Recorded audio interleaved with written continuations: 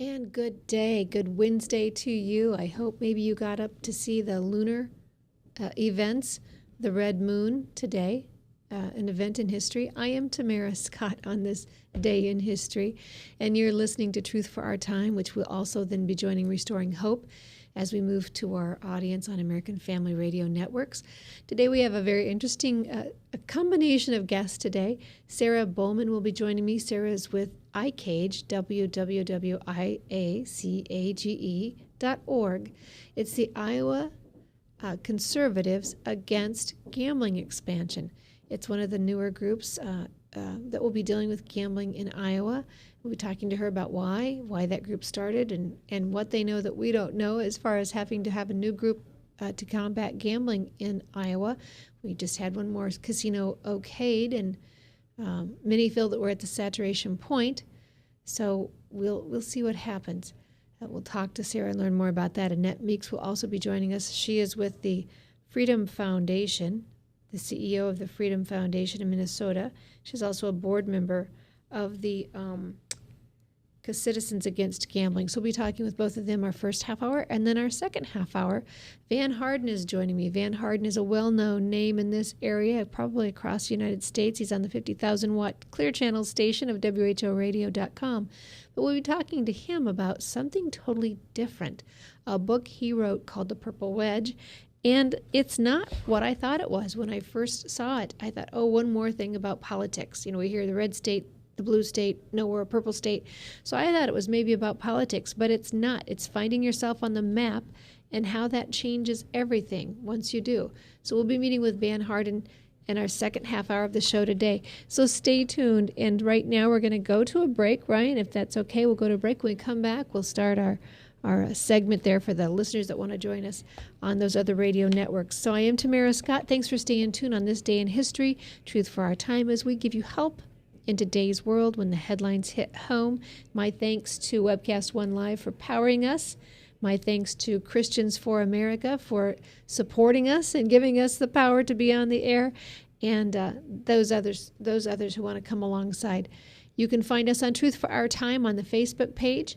Any of our archives that you want to hear, you can go to Tamara Scott Live on YouTube. We don't make it hard for you. The links are there so you can get information. So thanks very much. We'll be right back after these messages from our sponsors. From the RE/MAX Real Estate Concept Studios, this is Webcast One Live. I'm Brian Leach, owner of Service Legends, and my position is Chief Talent Officer. I'm Nicholas Wonderscheid. I am Bernie Hobbs. And I'm the Service Manager. Marketing Director and Client Relations Manager. Everything that we do is about ensuring that we exceed your expectations. Our clients are important to us. 100% satisfaction. We're not just focused on heating and cooling. That's the easiest part of our job, actually, is fixing furnaces and air conditioners. Everyone that we come in touch with, we want to improve lives. Bottom line is, we've got our installation guarantees, 25% energy savings guarantee, comfort guarantee, temperature selection guarantee, property protection guarantee. 100% satisfaction guaranteed, fixed rate or it's free. All of those guarantees are backed up with a 100% money-back guarantee to hold ourselves accountable to making sure that you get what you're after. Just fixing the problem today. If they have another problem 5 days down the road, it's still fixed rate or it's free. We use what's called straightforward pricing. Our technicians are going to give you an exact to-the-penny price on what it's going to take before they move forward with any repair. That way you know what to expect. It's the same price every day. No surprises.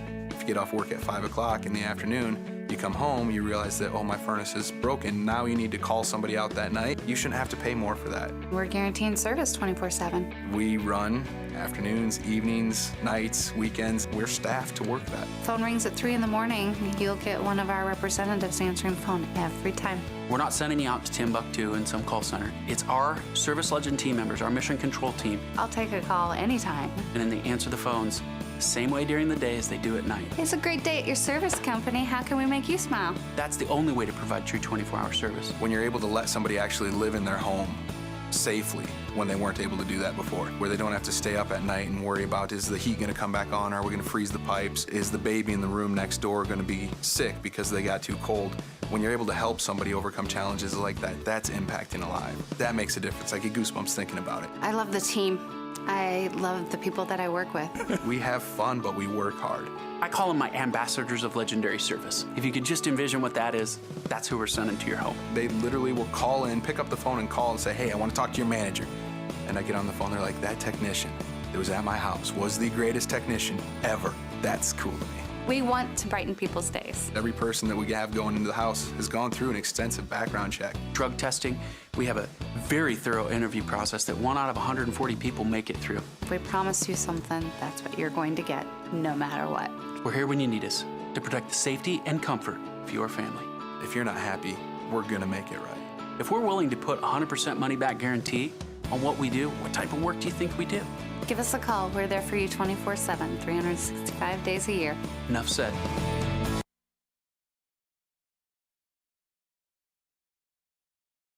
Restoring hope, open my heart to sing, taking the darkness inside, revealing your light, restoring hope. And good day, I am Tamara Scott. Thanks for joining us.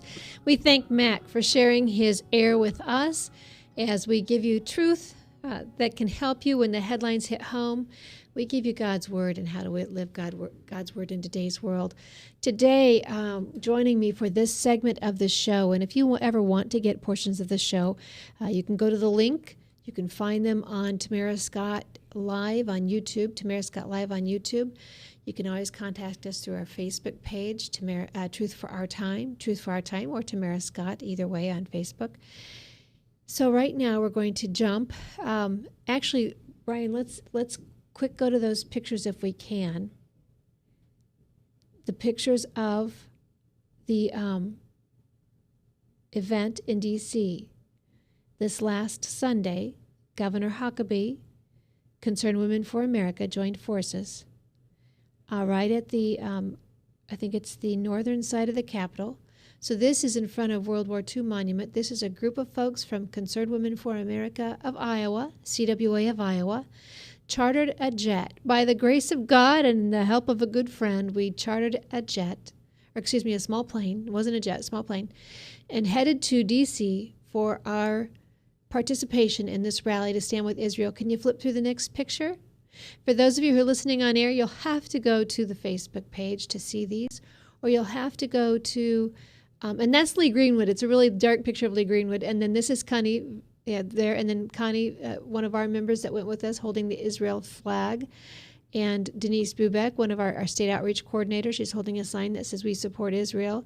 And that's part of our group from Iowa. We're so thrilled to have 8 people from Iowa on our plane to D.C. There's Penny Nance, the CEO and president of Concerned Women for America, which stands with Israel, changed their tenets to add Israel to one of their core beliefs and why we exist. And so if you have questions on that, you want to get more information, you can go to Concerned Women for America. The national page is cwfa.org. You can always find us on CWA of Iowa on the Facebook page, or our state page is also located on that website as well.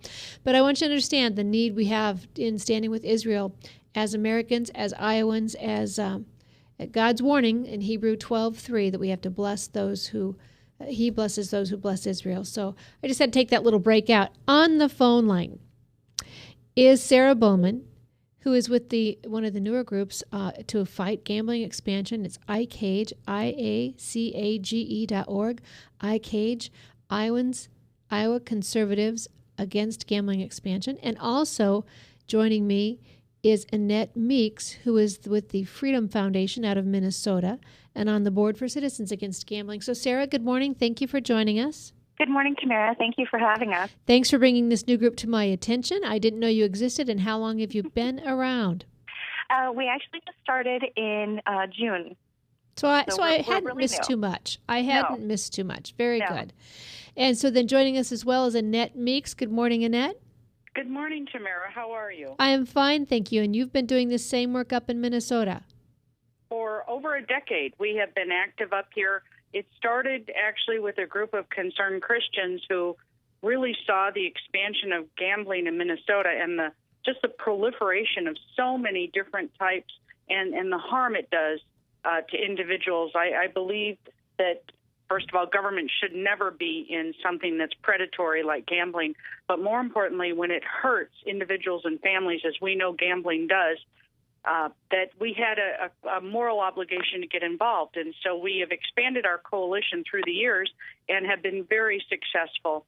But let me tell you, every time we have a success, they come right back at us. Boy, that's the truth.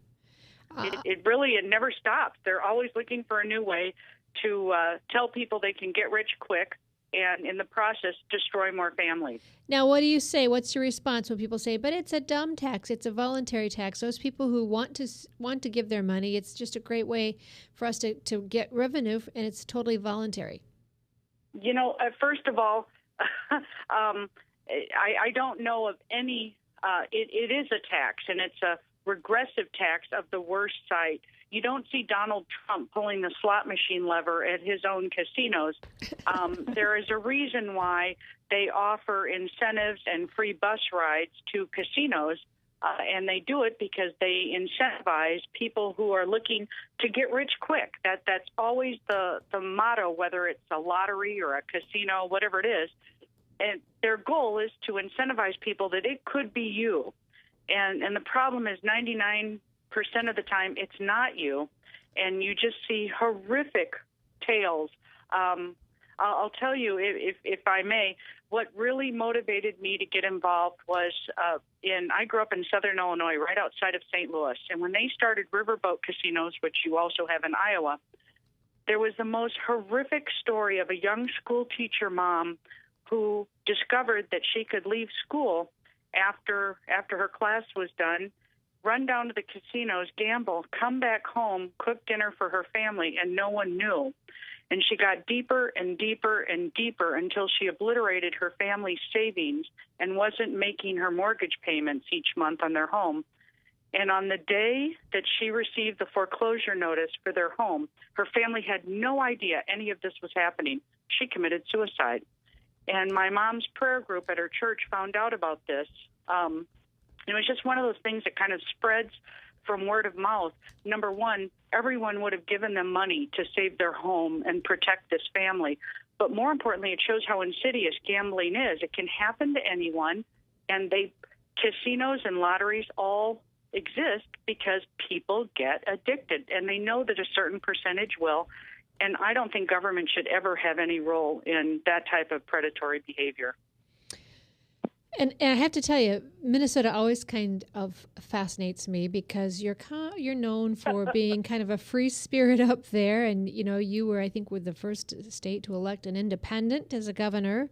So you all kind of have this liberty about you, this free spirit. We never know where you're going to come from. And then I see good things coming out of Minnesota, like Michelle Bachmann and like you, combating gambling. So I'm kind of surprised that you can be that organized. Is gambling a real issue in Minnesota? How many casinos do you have up there? Oh, my gosh. We have 18 tribal casinos. We have a statewide lottery. We have 2 horse racing tracks.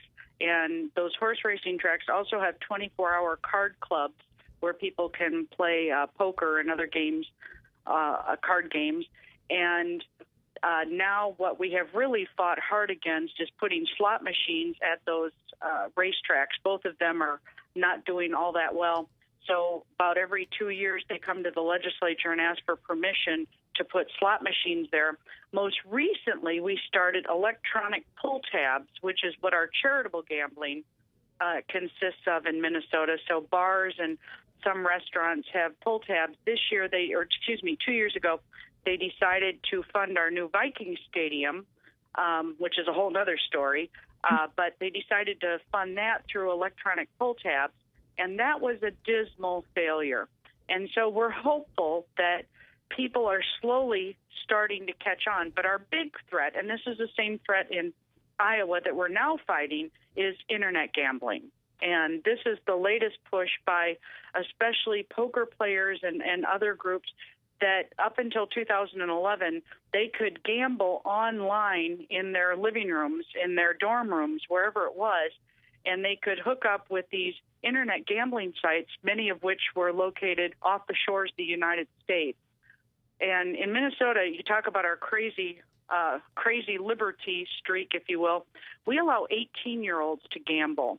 And even Las Vegas doesn't do that. They insist you be 21. And we have grave concerns about not only who runs these internet gambling sites, but verifying that 18-year-old kids can turn their iPhone into an instant slot machine.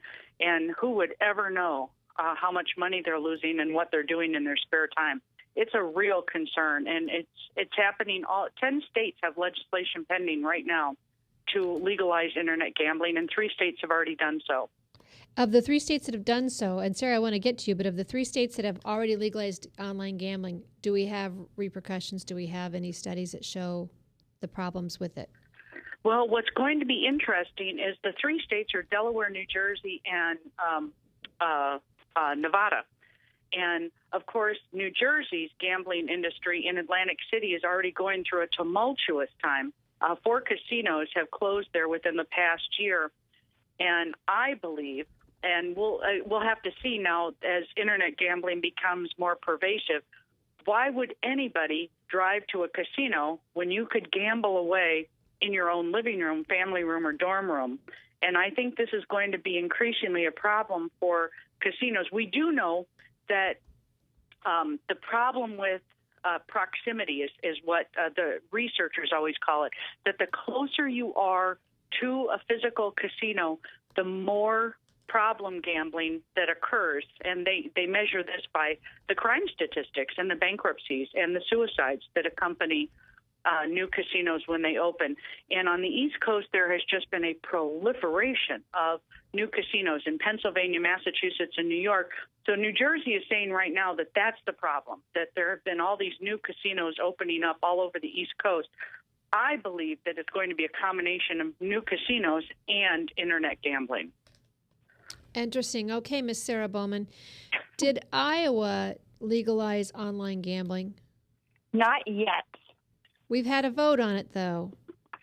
Yes, but it failed. But I'm afraid that it's going to happen, and I hope it doesn't happen, and that's why I'm doing what I'm doing here in Iowa. Now, Annette Meeks is joining us on the other line from Minnesota, and Sarah Bowman, Bowman, is joining us from Iowa. And so no matter what state you are in the nation, if you want to get help on this, if you want to get involved in this, can either one of you ladies tell them how they could join an organization, or perhaps they need to start a wing of your group in their state? Annette, would you want to? I'll go first. The easiest way to get involved is there's a number of organizations, whether it's our Minnesota Family Council. They have been a really terrific co-partner with us. I am with the Freedom Foundation of Minnesota, and that's just spell it out, freedomfoundationofminnesota.com. And we have been a very active participant. Or you can go to our CAGE website, and that email is just info@mncage.com. And we welcome everyone. And let me tell you, it's an unusual coalition. Normally we're used to, frankly, evangelical Christians like myself that have been involved in this. And we have really reached out, and it's been so rewarding, especially when we talk about how this destroys families, to see other interfaith groups get involved and frankly, take a public stand to help us stop this. So you don't have to be an evangelical Christian to get involved. No, and we just battled another casino in Iowa, and Ed, I don't know if it was you or Sarah, which one of you, that they'll keep coming back. And this happened right here in Warren County, Madison County, Dallas County, 8 years ago. So this is 2014, 8 years ago, we had a casino on the ballot, and they wouldn't tell us what county it was going to be in. That way it was really hard to get a group up to really fight it hard because you weren't sure where it was going to be. And we did win. We beat it. But, it was going to come right back. But thankfully, Scott Reich, our representative at the time, had passed a bill that they could not bring the casino referendum back for 8 years. What a thrill that was. What a break that was for us as little volunteers with no budget. So here, 8 years later, right back on the ballot, another casino. We were able to defeat it again. And you're right, Annette, it wasn't just evangelicals. Sometimes it's liberals. Sometimes it's some of my leftist friends because they see the danger that it goes after the weak, the poor, those who least can afford to lose money are the ones who often get tempted into the casino and lose everything. So I'll tell you, Tamara, you are so right on the money. No pun intended. Let me tell you one of the most pernicious things that have been discovered since we've been working on this issue. I believe it was Massachusetts years ago. Their lottery got into trouble. Their state-run lottery, because they were mailing free coupons for lottery tickets to the poorest zip codes in cities. And you look at that and realize this is not just big corporations, big gambling corporations that do this type of really, really prejudicial and pernicious marketing, but it's your own state government that's looking to make money off of poor people desperate to better their circumstances. And when you see a state lottery doing things like that, it suddenly wakes you up to, wow, that really is the whole basis of this premise of gambling, is getting poor people to spend their money that they don't have. And that's really has motivated, like you said, a lot of people to join our coalition. It's not just big gambling corporations. It's not just Native American tribes. It's a lot of different groups. And then those people end up on the rolls of the welfare, and so they are then beholden to the city. And you hate to think, is that why governments are doing that, so that they can have folks in their grasp? You know, the Bible tells you the lender is the master, the borrower is the slave, and we just almost wonder sometimes if government wants people within their grasp. We can tell by this administration it certainly seems to be the case. All right, so Miss Sarah, Iowa has 18 casinos, 3 tribal casinos. Iowa has 2,400 lottery outlets. That would be what, all the convenience stores and grocery stores that sell the tickets? Correct. Yep. And then Iowa has 36,000 slot machines across the state. And we're actually up to, it'll be 19 casinos once they build that one in Jefferson, which is why I became involved. I've been a lifelong Iowan, grew up in Carroll County. My family has a Century Farm up in Calhoun County, and that's 20 miles from my hometown.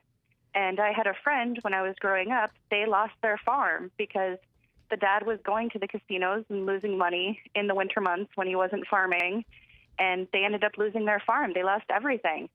And the fact that there's a casino going up in Jefferson, 20 miles from my hometown, whereas you had to drive 2 hours to get to a casino, I'm afraid that more of my friends and neighbors are going to be losing their farms as well, because, as Annette was saying, the proximity to a casino, there's more of an addiction. And, of course, when we fought our casino, we had people battling us on those studies and those statistics, saying they simply weren't true. But Tom Coates from Consumer Credit has been battling this issue for years, if not decades. And he can tell you, one, for every dollar, I think it is, correct me if you know differently, last I heard, for every dollar a casino takes in, it's $3 that it costs the taxpayers because of services that will have to go out. That's correct. Spot on. And You know what? That's not coming from Sarah or me. That's coming from research that's been done by several economic professors that have focused on this issue for quite some time, to say gambling does not produce jobs. For example, that's one of the first things they always say.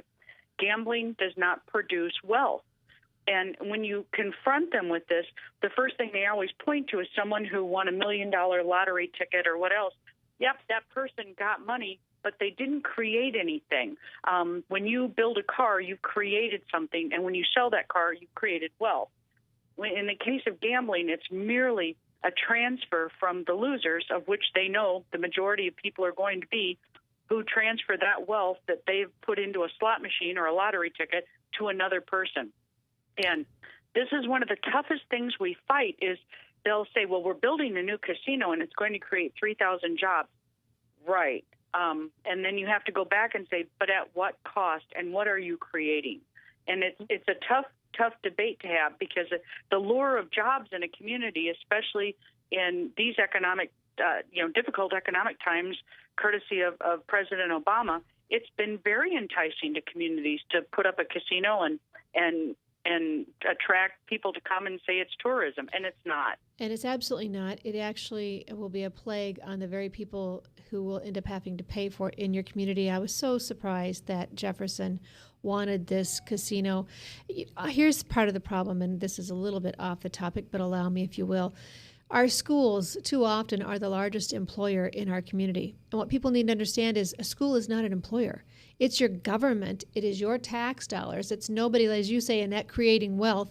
It's them redistributing your tax dollars right back in your community. But your school, it was never designed that your school be your largest employer. You should have businesses. You should have entrepreneurs. You should have all kinds of opportunities besides the government for employment in your communities. So you have your school. It's actually a drain on your society because it's taking money out of your tax rolls. Then you add onto that a casino thinking that that's going to bring money in. And again, that money comes from your area. Let's face it, in Iowa, we have no mountains to sell. We have no beaches to rent for a weekend of fun. We have wonderful, wonderful people, and we feed the world. But as far as a destination, we're not going to be a gambling destination. And even if Atlantic City was, we see now what's happening with casinos closing there. So often the occupants, the clients become those people in the community, and they now take that on their shoulders. And we also know, and you ladies maybe can add to this, and again, another fact that people like to dispute, but your smaller businesses will go out because they can't compete. They don't have the subsidy of casino cash, so they can't offer prime rib for $5.95 like the casino can. So your local businesses, your restaurants will dry up and go away. You are so spot on. And you know what else we have discovered when Minnesota was the very first Native American compact, when casino-style gambling became legal, authorized by Congress several decades ago. Do you know the one business you are so spot on about the local restaurants, the local tourism, of which we have quite a bit of in northern Minnesota, but we're not seeing those communities becoming enriched in greater Minnesota because they're difficult to get to. They're far away, and frankly, they're not a tourist destination, like you said, of Atlantic City or Las Vegas. But instead, the proliferation of businesses that did crop up in those communities, pawn shops. And that speaks volumes about what kind of wealth is really created. Nothing. Well, and you were talking about the mom who was going to the casino on her way after dropping the kids off, and I have heard that the pawn shops over by the casinos are filling up with vacuums and toasters, and moms dropping things off thinking they'll make their lot and buy it on their way back home, and that simply doesn't happen. One of the other issues go ahead. I wanted to add, it's not just me worrying about people losing their farms. That's a big issue for me, but like Annette said, it's not just evangelicals. I'm Roman Catholic, and we have 4 boys under the age of 8, and my oldest has a Kindle. If internet gambling is allowed, other than not allowing Wi-Fi on his Kindle, what's going to stop him from turning his Kindle into a slot machine? How are they going to control that he's not saying that he's at 21? My 8-year-old could be playing slot machines and using money if he can get a hold of a credit card or something, and then you have problem gamblers when they're in elementary school. And if your 8-year-olds like my kids and most kids, they'll figure it out long before we as adults. So that's true.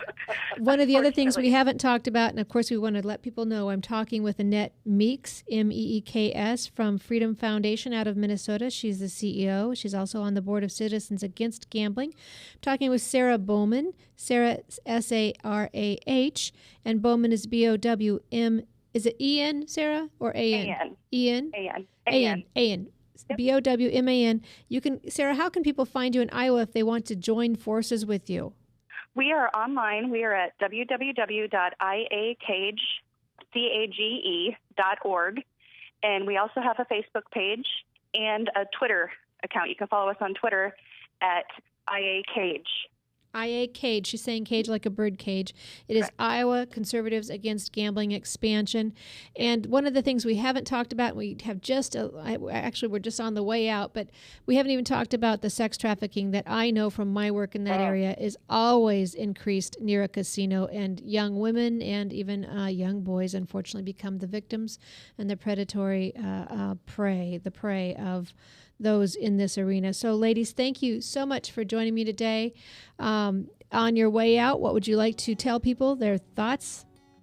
Well, very quickly, Tamara, thank you for all you do. And Sarah, thank you for all you're doing, because Iowa is such an important state. You have the opportunity to talk to presidential wannabes as they come through there and talk about not expanding gambling nationwide. And that's so, so important as we head into 2016. So thank you for all you're doing in Iowa. Thank you. And Tamara, thank you for having us on. And if anybody wants to look us up, we're at www.iacage.org. Very good. I am Tamara Scott. We've given you truth that you can use, a little help when the headlines hit home, and ways you can be involved and make a difference. This show is usually about personal growth, personal improvement, but I like to help you all as well. Help your community, make your community be stronger by making you stronger as an individual. So get involved, make a difference. Now is your time. Now is your chance. Don't leave it to somebody else. Be encouraged and never be complacent.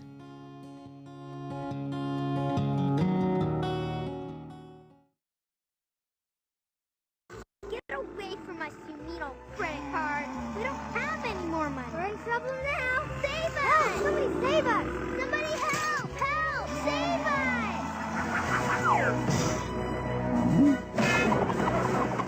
Hi, I'm Tom Coates from Consumer Credit of Des Moines.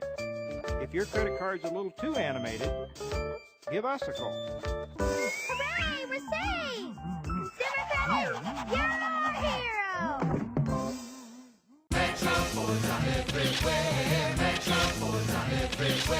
See 'em here, see 'em there. You got bad credit? We don't care.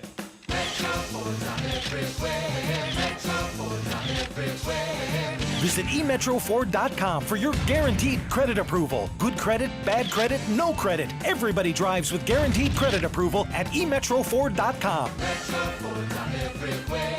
Visit emetroford.com today. Hey, psst. Let me let you in on a little secret. You ready? Always try to do business with people, not places. Especially if you seek honest Christian business people.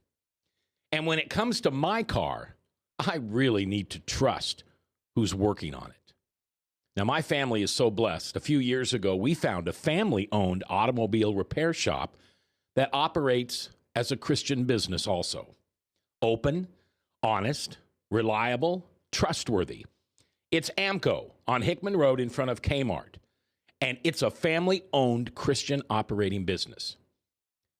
This family treats your car as if it was their car. Everything from oil changes to transmission repair and everything in between. So the next time you feel the need to be at peace with your choice of who you can trust with your car, give AMCO on Hickman a chance to serve you. And tell them Max sent.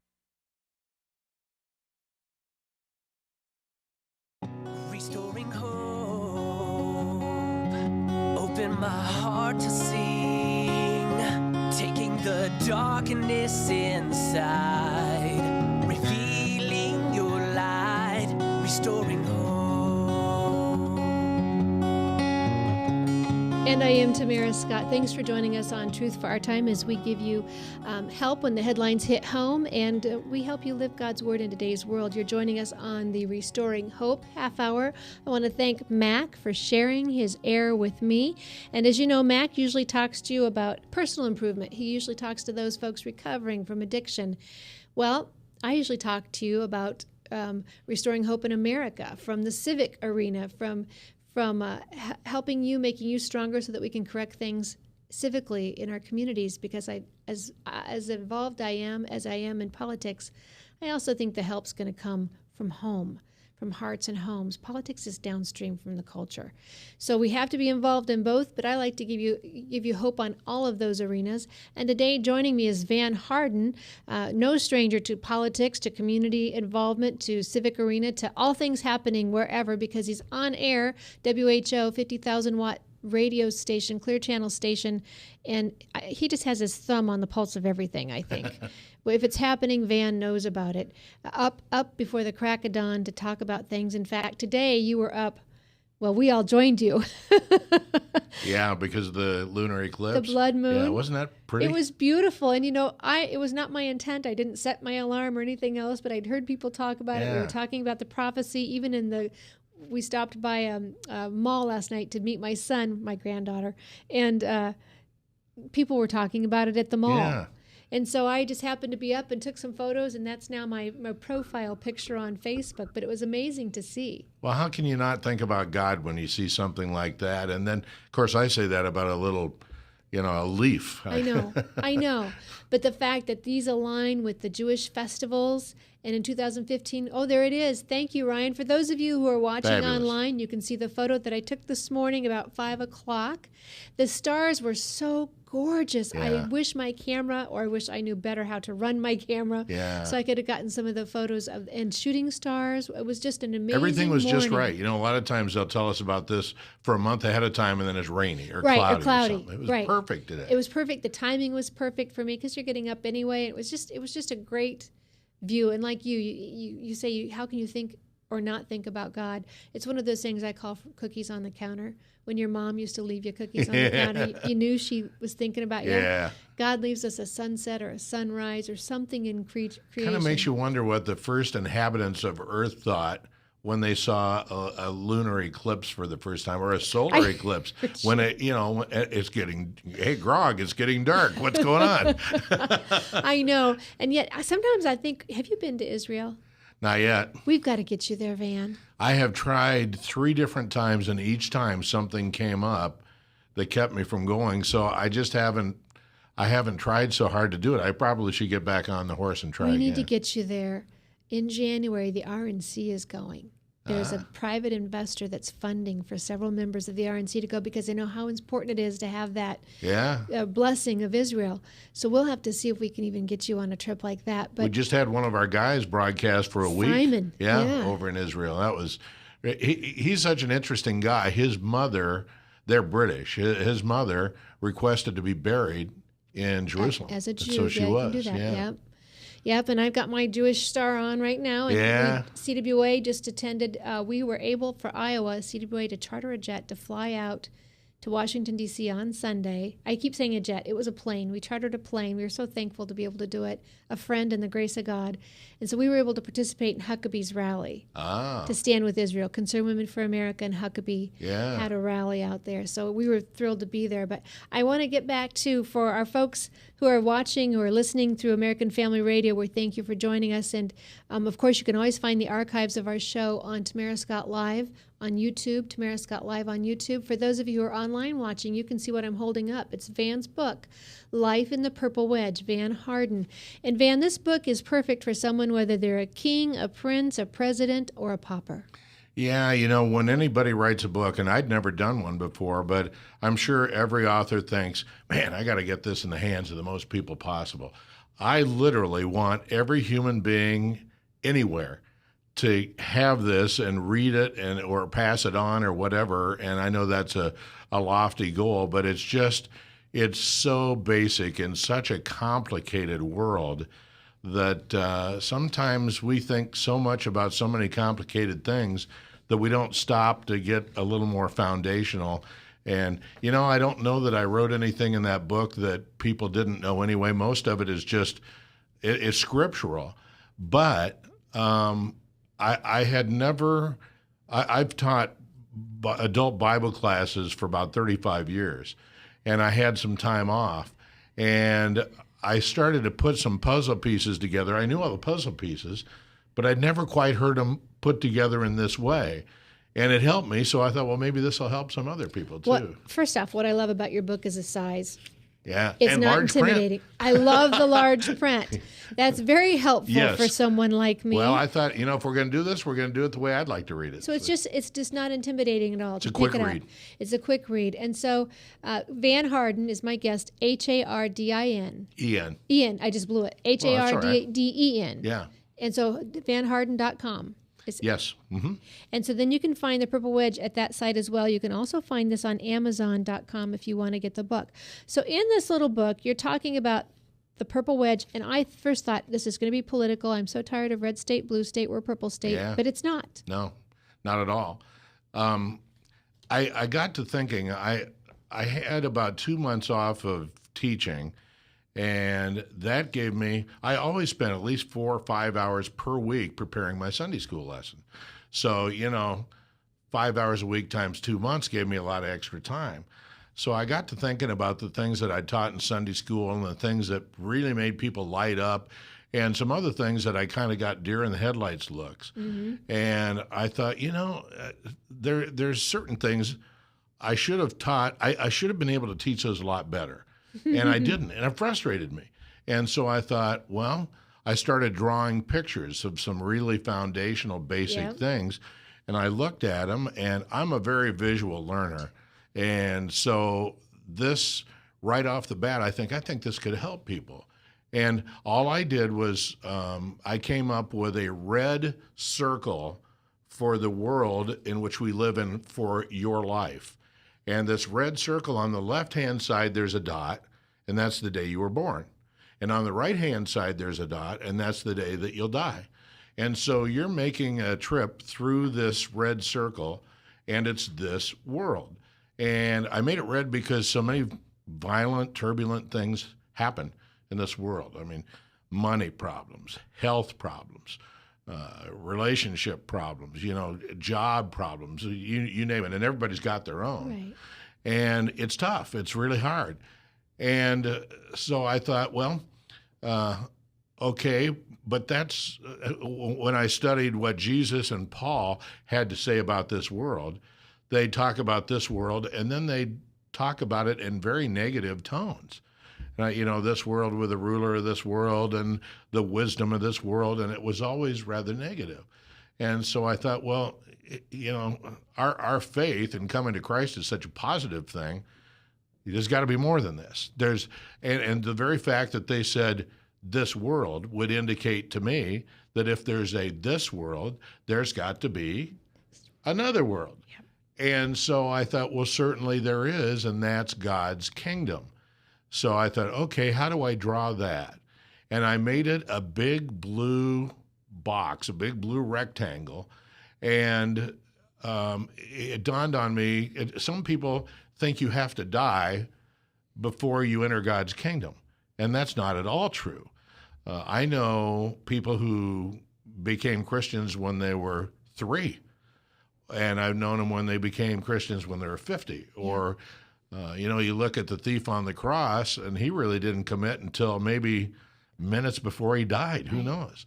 So anyway, when you are called to God, this big blue sheet comes over your red circle, and it starts wherever that happens in your life in the red circle. So then you have the red circle that you've gone through partially, but then all of a sudden you have this other thing, and red plus blue equals purple. So we have this really rather unusual thing when you think about it. We are living in 2 different worlds at the same time.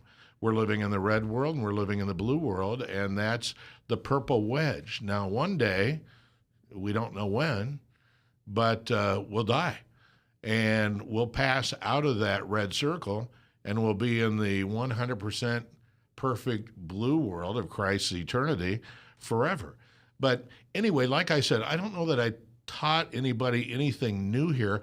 It's perspective, because I've seen so many Christians that weren't happy, or they get unbelievably upset about politics or about health or all that. And when you look at this, it helps you put it into perspective. How long do we live? 100 years, maybe? And that eternity thing goes forever. But you still are in God's kingdom when you're in that purple wedge. And you got to remember that, or you got things out of whack. Because a witness of a Christian who's sad or mad or what is not very good. Not very helpful. Yeah. And we do more damage as Christians than non-believers sometimes. I think you're right. Yeah. So, all right. So you just said a couple of things, and I've already got my list of questions too. So I want to. Well, that's just basically the layout. That's the foundation of what the purple wedge is. Well, and so you said you may not have taught anybody something new, but I'll tell you what. It's like looking at a math problem, and somehow a friend gives you a clue, and it clicks for you, and now you can do that math problem so much easier. I think that's what maybe you've done here. We tend to make it too complicated. You brought up the thief on the cross. I know churches who try and make it. They add to it. legalism. They add to it because it just can't be that simple. Yeah. That thief was on the cross. He accepted Jesus Christ, and he said, "You'll be with me tonight." Yeah, and probably an hour before that, he was cursing him. Isn't it amazing? So it's just that simple. All he had to do was ask Jesus into his heart, and that was enough to be in heaven. And it's amazing what you said about this may help some people. I had a friend who was in Methodist Hospital, and he was dying of cancer. Everybody knew he was dying. He knew he was dying. Nobody knew how much time he had left.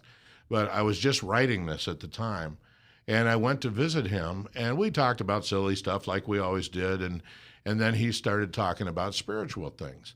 And he was kind of getting into this kind of thing. And so I reached into a wastebasket and got a pencil, and I drew out a picture of the red circle and the blue thing and the purple wedge. And I said, "You mean kind of like this?" And he looked at me, and he had the biggest smile I have ever seen him have, but yet tears were flowing from his eyes. And he said, "That is exactly what I needed to hear today." And 2 days later, he died. So I thought, if this will help him, maybe it'll help some other people. Yeah, you're going to make me cry, Van. Isn't it cool when God uses you like Yeah. that? And if you're out there listening, and that sounds, you're wishing, have you ever, I've been there, Lord, why aren't you using me? Lord, what make me vital? Well, all it takes is a prayer and a little obedience. And taking the sometimes you're being courage. used and you don't know it. That's true, too. Very true. Now, you mentioned in here, and you mentioned it just a minute ago, sometimes things are so bad, we wonder where God is, how God could allow that to happen. And you talk about that in your book. Take us through that.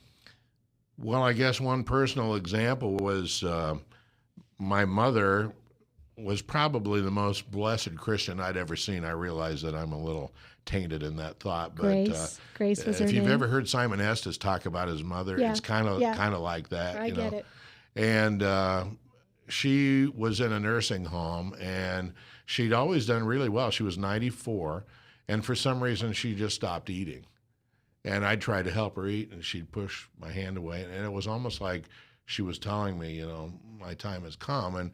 And so anyway, I stayed with her for 5 weeks. We went through that. And I will never forget the Saturday when I sat next to her bed, and she was kind of gasping for air, and she hurt. And, it's hard to see anybody do that, let alone your own mother.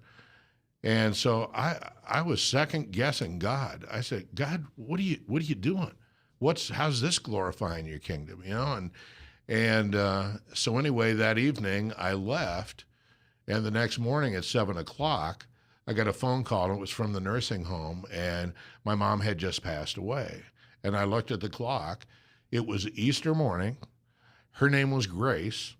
It was 7:00, exactly sunrise, her favorite time of day. Easter, by far her favorite holiday.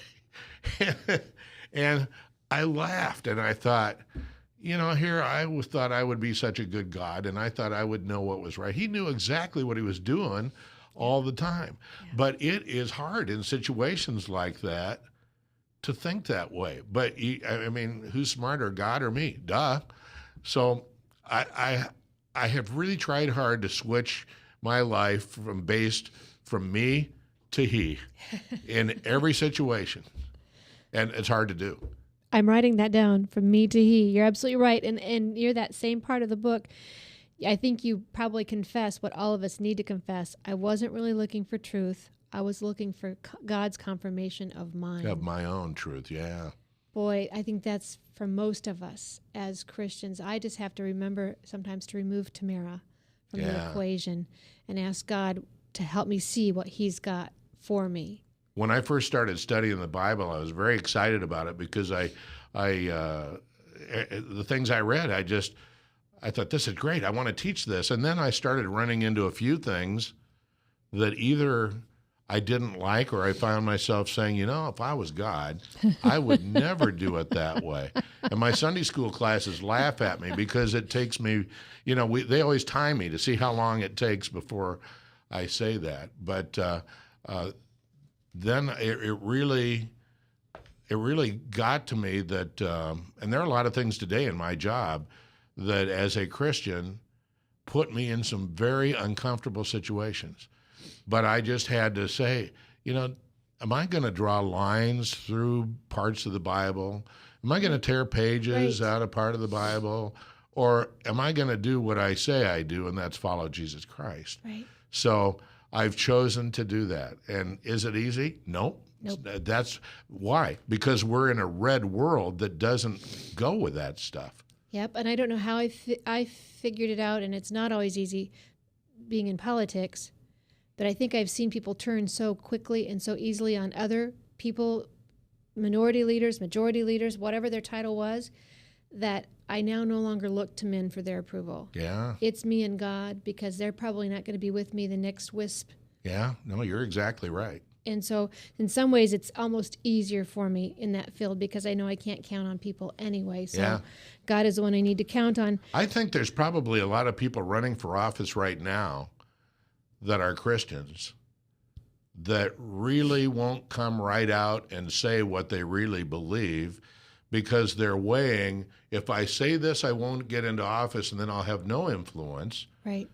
But if I don't say it, maybe I'll win and beat the other person and at least be in office. So, and once you get in office, then they tend to think, I'm going to lose if I say this, I'll lose. So it's always, you can always find a way. Was it Erwin Lutzer says the head will justify what the heart wants? Yeah. You just have to totally, I think, sell out for Jesus. And there's something to the fact, I don't if it's a scripture or what it is, but once you're willing to be made a fool for him, then he can use you. I don't know if you ever get this, but I get people, especially in my job, which is a secular job. People come up to me and they say, "You're religious, aren't you?" Yeah. And, I don't like that word very well, because I know their definition of it is completely different than mine. Yeah, here's what I get. People who don't like me because I'm religious and they're political, and people who don't like me because I'm political and they're religious. Yeah. I'm the wrong of both. And what are you not supposed to talk about at parties? Faith and politics. Politics, that's what do right. I do? It's who I am. Yeah, that's your thing. So one of the other things you talked about, one of the things that lit up for me, and I had the honor of getting to hear you speak about your book, which was really helpful. And for those of you who are listening online, Van will be at, is it Machine Shed this Saturday? Yeah, I'm doing a book signing Saturday at the Iowa Machine Shed restaurant, 10 to 1. And then I've been asked to fill the pulpit at First Open Bible Church in Hickman and Merle Hay. This thing has really opened up stuff I never dreamed that I would be involved with. So on October 12th, you'll be at Open Bible. Right. This Sunday. What time is church? 10 a.m. Yep. All right. So one of the things that clicked for me, I have always heard the expression, to those whose much is given, much is required. And I always thought that was for the wealthy, or that was for the resources, or somehow you had a material good or something you had to give. When I heard you say this, and you talked about the kid who was saved at 3, we all know somebody who got saved later in life, and man, they hooked in and they knew more than the person sitting in the pew for years. Yeah. And when you said this, I thought, I have been saved. I got saved as a young kid. I can't give you a date. My parents were raised in the church. I was raised in the church. I'm going to be held responsible for what I've known. Yeah. And boy, it put that fire underneath me of what am I going to have? And isn't it interesting how our red world values the CEOs and the power people and all of that. And you think of people who are in a nursing home who maybe can't even move in their bed.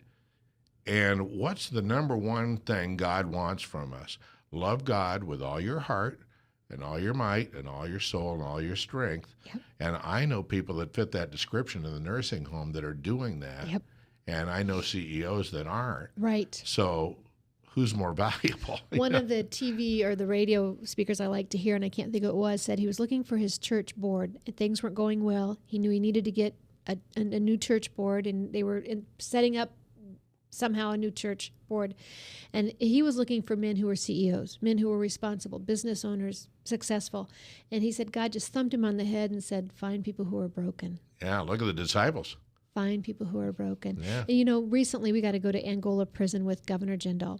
And I don't know if you've heard about what's happening down there. It is a revival that's going on. Wow. I talked to one of the men there who is there for life. No chance of getting out. Charles Manson has a chance every 7 years. These people, even second-degree murder and some non-violent but repeat offenders, will never get out.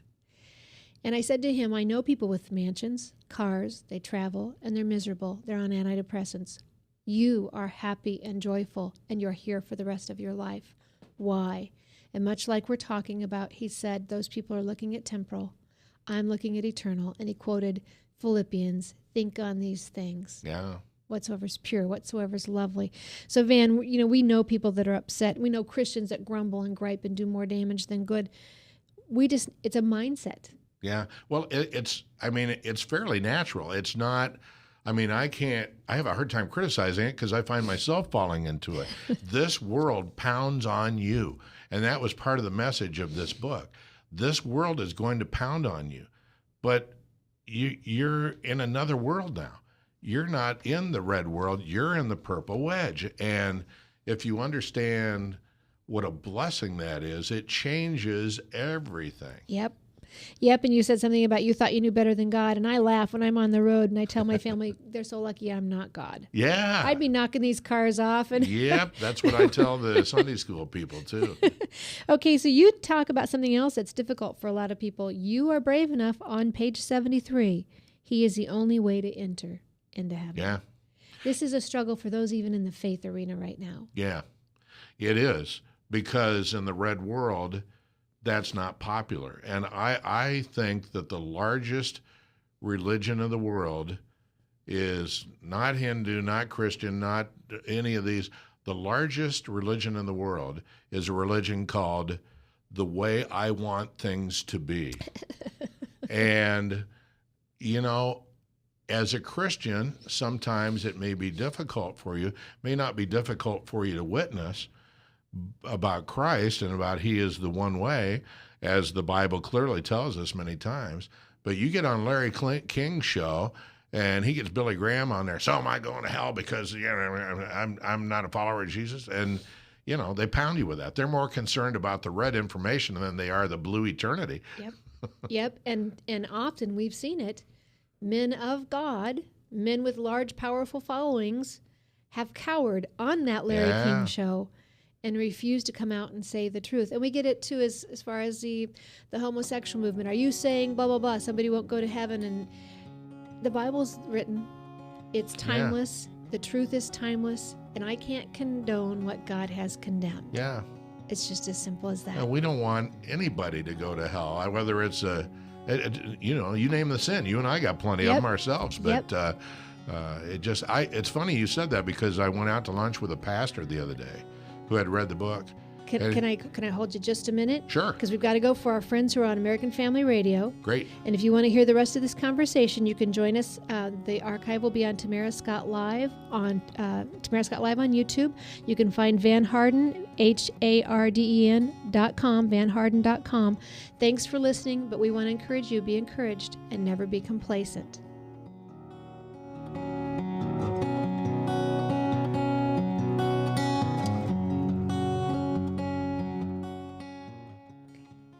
All right, and for those of you who are staying tuned, thank you so much for staying tuned with us on webcast1live.com. And of course, those archives are always available for you, and you can find me at Truth for Our Time on Facebook page, or Tamara Scott on Facebook page, or you can email us at truthforourtime.com.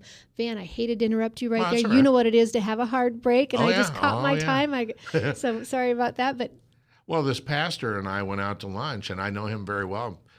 He's a great pastor, and he said, you said things in this book that I'm not sure I could say and get away with. A pastor. Yeah. And I said, well, maybe there are things that you can say in the pulpit that I couldn't get away with. I don't know. But I guess it's just because I've tried to make this so simple. And faith life is not always simple. But a lot of that is because of all these darts you get from the red world, and at least you can kind of put that into place and see how that works. Yep. So thank you so much for taking this, because this was obedience, Van. I mean, I don't know if you doubted yourself, or if you were concerned about what people might think, if this would interfere with the job that you have, because you have, just like a politician, I'm sure you have people who might come after you when you insert your faith. Well, after I wrote it, I got it, and first of all, I never dreamed I'd ever write a book. But I put my hand on it, and I said a prayer, and I said, dear God, if the only people in the world that read this are my wife and my kids, I'm fine with that. But if there's something else you can do with it, take it away. And so many things have happened since then. It's amazing. Well, thank you so much for being obedient. Life in the Purple Wedge. Life in the Purple Wedge. Van Harden is the author, vanharden.com. And you can hear Van any weekday on WHO Radio 1040 AM. Thanks for joining me. But you got to get up pretty early in the morning. Early. What time do you go to bed? I try for 8, but my alarm goes off at 3:20. So, and people say, "Oh, I bet you really get used to that doing it." And I say, "No, it's still the middle of the night." Yeah, I would guess so. And so I'm going to ask you one more quick question. One of the things that's most difficult for us as Christians is getting in that Bible time, the prayer time. And so you have to get up I was going to say ungodly early, but that doesn't really fit. How do you get that in? Well, to tell you the truth, that's how I started this whole thing, because I prayed a long, long time ago, God, I want to know more about you, and I wanted to know about the Bible. And the very next day, my hometown church called and said, we'd like you to be our new adult Bible teacher. And I would have laughed if that had come 24 hours earlier, but I thought, if I'm going to ask, I better listen. You never know how answer is going to come. So because of that, I have been forced to study for 4 hours every week. And frequently it's on the weekend, but it's one of those things like I'm a little kid. You don't want to get in the bathtub, but when you get in, you don't want to get out. Yeah, I got it. I can't think of a better way to say it. That's it right there. I am Tamara Scott. My guest has been Van Harden. Thank you for joining us today. And again, you can make a difference. Be out there, be encouraged, and never be complacent.